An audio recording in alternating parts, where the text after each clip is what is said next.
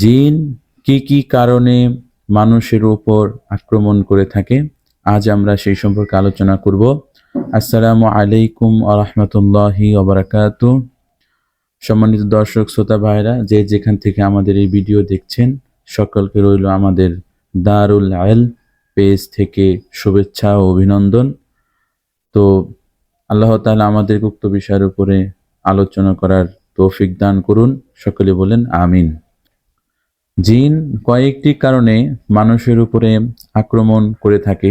তার মধ্যে থেকে একটি হলো জিন কোনো মানুষের প্রতি আসক্ত হয়ে যাওয়া। এখন জিন মানুষের প্রতি কিভাবে আসক্ত হয়?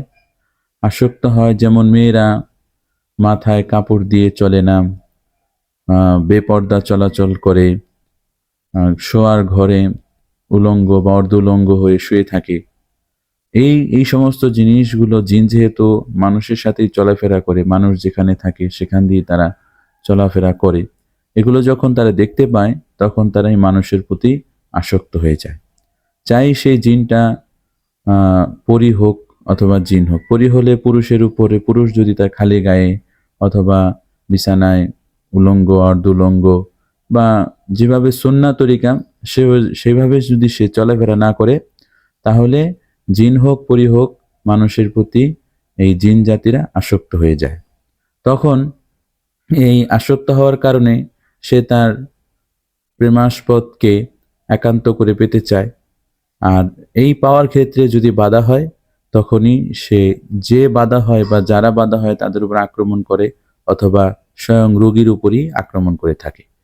সম্মানিত দর্শক শ্রোতা ভাইরা, দ্বিতীয় কারণ হলো যে আমরা বাইরে গরম পানি অথবা ঝুটা পানি অথবা ময়লা যখন তখন নিক্ষেপ করি, যেখানে সেখানে নিক্ষেপ করি।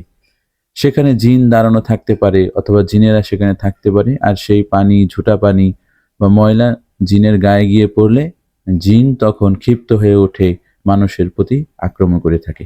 এই জন্য আমাদের ঝুটা পানি, ময়লা পানি, তা গরম পানি যাই হোক না কেন, এগুলো আমরা একটি নির্দিষ্ট স্থানে ফেলবো এবং ফেলার কিছু সুন্নাহ পদ্ধতি রয়েছে, সামনে আমরা এগুলো নিয়ে আলোচনা করবো ইনশাল্লাহ।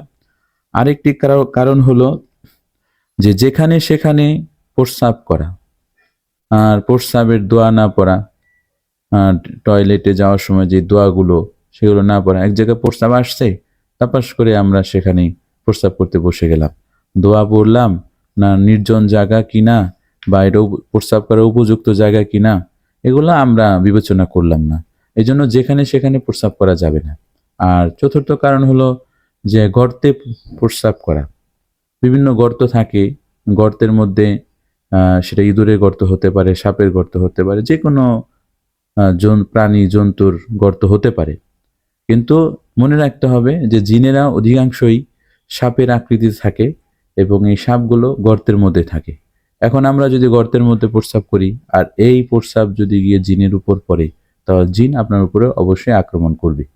এই জন্য জিনের আক্রমণ থেকে বেঁচে থাকার জন্য আমাদের এই আলোচনাগুলো গুরুত্ব সহকারে শুনতে হবে এবং আপনি যেভাবে জানতে পেরেছেন শেয়ারের মাধ্যমে অন্যজনকেও জানিয়ে দিবেন। আরেকটি কারণ হলো যে ঠিক সন্ধ্যাবেলা নির্জন জায়গায় একা একা থাকা বা ঠিক দুপুরবেলা নির্জন জায়গায় একা একা থাকা, এগুলো থাকলে আক্রমণ হতে পারে। যে সমস্ত কারণগুলো বললাম এগুলো একটি সম্ভাব্য কারণ, সুনির্দিষ্ট কোনো কারণ নয়।